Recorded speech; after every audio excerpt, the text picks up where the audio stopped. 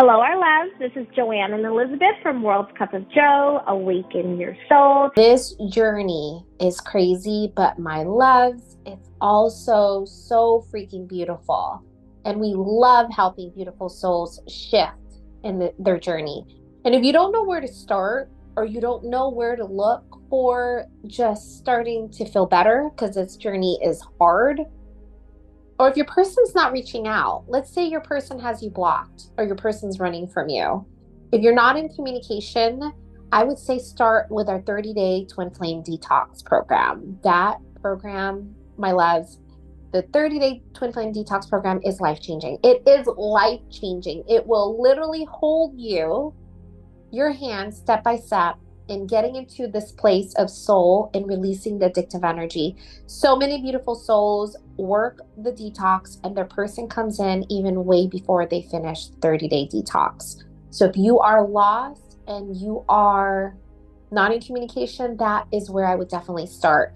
If you are in communication and you're balancing your person, but there is this push and pull happening, or they come in and they come out and you're looping, or they come in and you just don't know what to do, I would say definitely do our ultimate balancing program, where you can balance each connection from the first text, the first date, the first intimate experience, all the way to correlating experience, where me and Elizabeth are both at.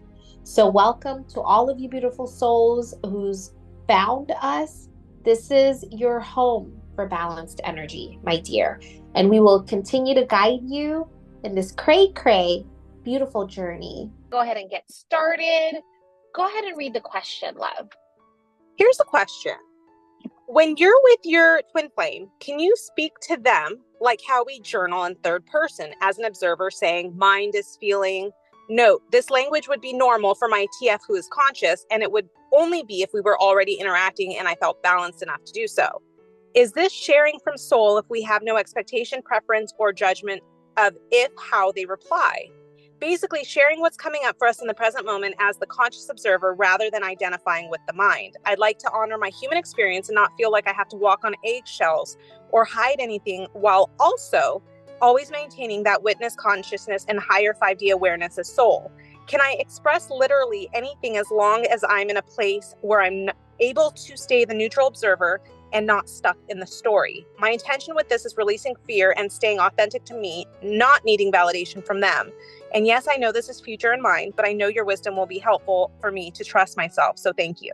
I can do that all day long. My mind is really upset with my business stuff right now, or my mind is really upset with a family member right now, and my person will never pull with that.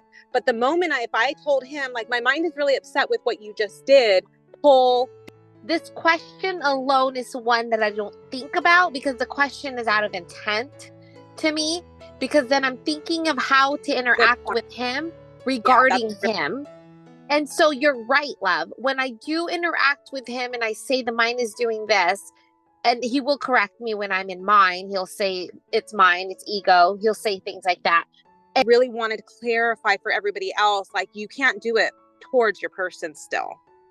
And that's something you still have to work through internally. When it's regarding them, to say my mind is upset with you right now, they're still going to pull because you're still sending energy you're in towards mine. them. Yeah, for sure. What I'm saying is, if I think when she was saying, I want to be able to be authentic with my interactions and all of my now moments, and so being able to honor the human experience, that's all fine and dandy. But if your interactions with your person, with the human experience, is putting you in mind, however way the mind wants to interpret it, like the mind is this and this, if you have any energy that involves mind, it's pushed regarding your person. So we can say I was in mind about this from my grandma, my mom, my sister, anything that's happening to you in your external situation. But your person is you. And so when you start interacting with your person as though they're separate from you, and there's an element of energy of mine looking to them, that's what Elizabeth is referring to. That is that push energy. that is that an energy that is still looking and seeking to them and how they will interact with you. And that's when technically you can do whatever you want when you're in soul. But when you are in soul, there isn't even a part of you that it is interacting with them with an energy of mine. I leave the room. And I know you're saying I want to be in my authentic self. That is not your authentic self being in mine. So me standing in front of my person, allowing my mind to spew at him, I leave the room and I go within because that is my true authentic self. My true authentic self is soul. It is not mine. It is not mine. My natural state is soul. It is the observer of the mind. Now, technically, you can tell your person, I've been watching the mind of it, but there's still that part of mine regarding your person. And that is still an element of push because your person is now being seen separately versus I'm going to go within. So I go in a room and I wooza that. My person does not need to be involved with my pushed energy regarding him. And I'm present in our interaction to where whatever the mind was thinking and was worried about, he doesn't need to know because he's asleep. He's the asleep version of you. So he doesn't need an explanation. Whatever you were pushing on it or got mad about goes away as soon as you get back into soul. That's why I say I go in a room and I wooza for me to align to me because now I'm in mine interacting with him and that doesn't serve us. It doesn't serve me. And it definitely doesn't serve him because I'm now in separation consciousness. So I consciously wooza that energy on my own because that is not for him. He's never gonna solve our stuff, right? I want us to sort of point out there's a really interesting statement in the question, right? About I want to have a human experience while also honoring soul. And I want to say this connection is sort of teaching you can't really have the human experience with your person. You save the human experiences for everybody else that you're interacting with because this connection is based on, it thrives in the soul experience. It thrives in the 5D experience. So even if your person is having a human experience, which they will because they're asleep, you as the awakened one in this connection are really sort of set to a higher standard of trying at all times to maintain the 5D experience while interacting in a 3D life. That's sort of what this connection is. And that's why it's so hard. And that's why balancing, when we say it's the big leagues, that's why it's such the big leagues, because with this one person, you're always trying to maintain a soul experience and the mind's fighting you the entire time, wanting to get back to the 3D. And you as the conscious one are like, well, with this one person, I have to maintain a soul experience. Like, yes, you can talk about the problems with your family and this and that, but you're going to get to this point with your person where you see that it doesn't help the connection at any, even venting about something that's not them. It doesn't make this connection thrive. It won't make them pull, but it doesn't make it stronger, if that makes any sense. It's because this is that one person where you're being asked to be in soul. This is that one interaction. If all of the people you're going to ever interact with, everyone else is going to meet you in mind. Everyone, my love, everyone. And this is that one person that you will be interacting with, that you're being asked and called upon to be in soul. And Elizabeth actually asked me a question earlier today where she was like, how do you interact with people who are asleep and don't own their energy? They don't own their energy. And so they blame everything in the externals. And that's how they interact with people, right? And so you're being asked to now not blame externals, to now be present, to now be soul. That is that one time in your interaction with your person, they are the closest thing to unconditional love, my loves. This is why it's so hard to balance your twin flame, because you are being asked to be love. You are being asked to be the embodiment of God, who is love, which is pure unconditional love. And that love does not worry about the human experience of ego, right? Because that's ego. The experience of the body and mind is mind, right?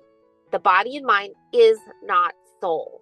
So honoring body and mind, which is fine, is not this connection.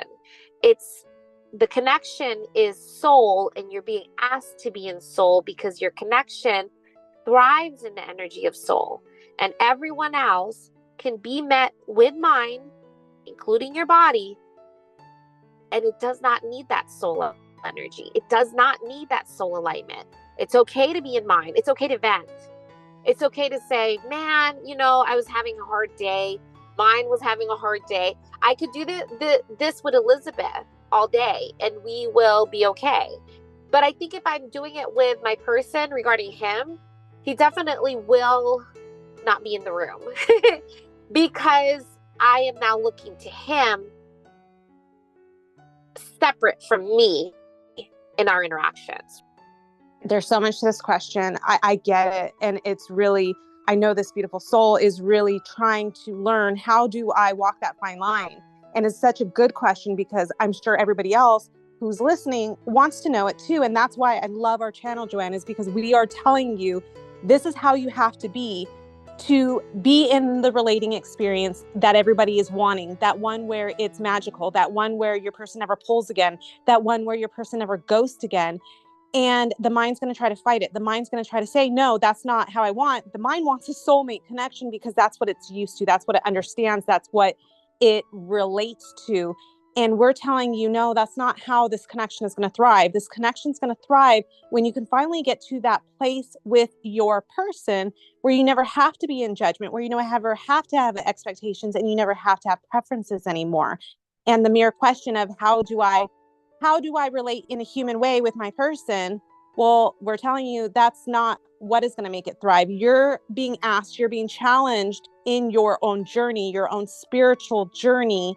And your person is that catalyst. Remember, your person is not the reason for your journey. Your journey is your ascension. So getting to this place where you can say, I don't need to interact in a human way with this person anymore. They are going to be the one person that reflects back to you that perfect image of love, that perfect image of soul. And they're going to be that one person that's going to pull anytime you are in mind. So can you journal? Can you talk to them as if you were journaling? Well, you could, but it's going to be really weird with them. You can, as long as it's not about them. But like I said, it's going to be really weird with them. And you're going to find that you going into mind and talking to them as the observer, it's not going to feel natural.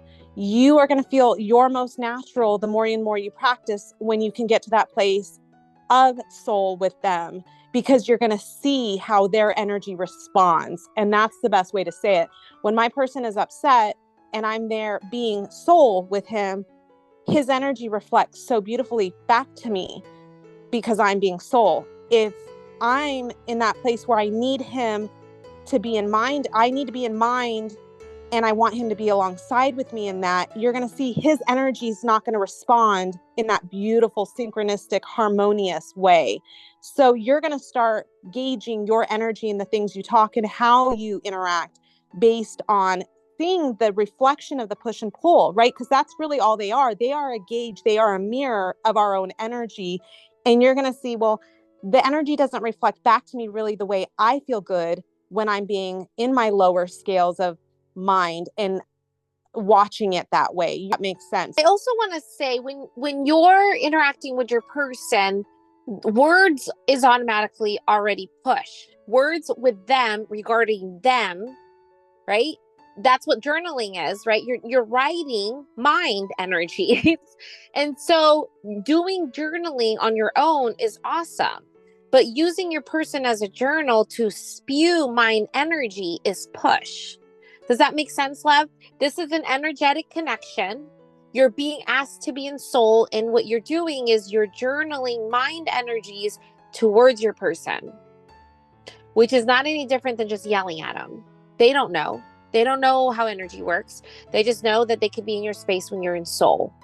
And talking about mind to them There's still elements that are going to them that has expectations, preference, and judgment, because it's trying to hold on to the temporary you in interacting with them. Let me interact with them by still holding on to mind and body. When we're asking you to just fully be soul with your person, where there are no words, it's pure being. When Elizabeth said her person can feel that soul essence, where he is in so much stress and he just can sniff out that soulful energy that is not words. There's no words. We even told you guys, when your person's having a hard time at work or any situation and you want to help them, there's no words. You are aligning with soul. You're present. They can feel that soul energy, your one shared soul energy that brings you both together. You can feel that part of you kind of drawing in that peaceful state that they cannot get to on their own. And that's what they need from you. And so when you are interacting with them, being able to be the embodiment of God, soul, source, as the peace that is already at one with everything, right?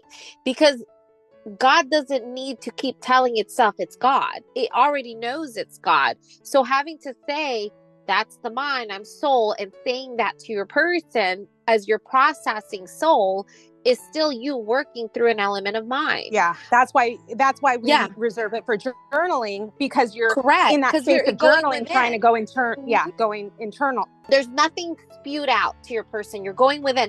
It's not like any different than when you're texting. Remember I told you guys, I was about to text my person how much I missed him one time when he was out of town for work.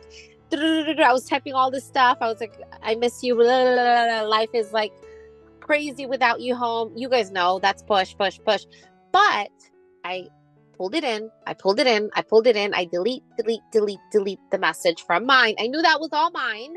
So I deleted all of the energy from mine. And then he sent me a message and said, I missed you.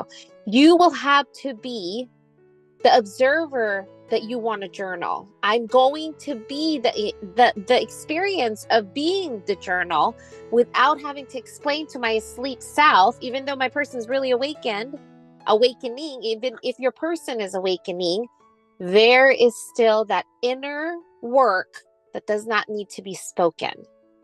It is done from within for the both of you, because you're the one that is awakened to do the inner work. And you talking about it with your person and explaining it is just gonna send this like energy of mind when you're trying to be in soul, because you're trying to hold on to the mind. I want to be really pure to mind, when mind is just a repetition of thoughts and emotion patterns that we took in when we were young, or anything we watch from our parents, society, things that we've experienced, and we're repeating that over and over. And now we're saying, I want to hold on to that personality around my person. No, that's the opposite of your person. Your person is the formless self that you are. So you do not have to say anything to your person. Just be the soul that you are. Be the observer without explaining what is being observed. Be the observer, because our person is asleep. So even if I told my person, oh my gosh, look at the trees, we're one with the trees, he'd be like, you're cray. You're so cray. And my person's really awakening and awakened. And I think we have high vibe moments where we both are one with the trees, but I'm just holding him or he's holding me, and we feel the oneness, right? The merging of our one shared soul without words. I think it's because words still have an element of mind. When you are doing, right, words, there is still mind. When you are being, the energy speaks for itself. So journal them out internally. Allow the things that you want to release internally. And when you're with your person, you're just present and at peace. And all the things and turmoils that you want to work through, you're working through them internally so that you can balance your person in the physical and be in the energy of soul, because that's what your person is. They are your soul. The body and mind is a temporary version of you. That is not you, my love. And that is not your person. The more you hold on to the body and mind of your person, the more you hold on to the body and mind of your body and mind, you're holding on to the temporary versions of you that keeps you separate. I really want to hold on to this identity. I really want to hold on to this personality. It's okay to have those, but those are not you. Those are not you, my love. You are soul and you are formless. There is nothing to hold on to because you are all of it and none of it at the same time. That's the non-duality of being with your person. There's nothing to hold on to and there's nothing to let go of. You're simply everything. And you are aligning with everything without having to explain everything. You're experiencing it, right? The way God created itself to experience each moment. That's what you're doing. I'm experiencing each moment and every moment. And allowing yourself to do the being, to be in the being experience, regardless of how it impacts your person.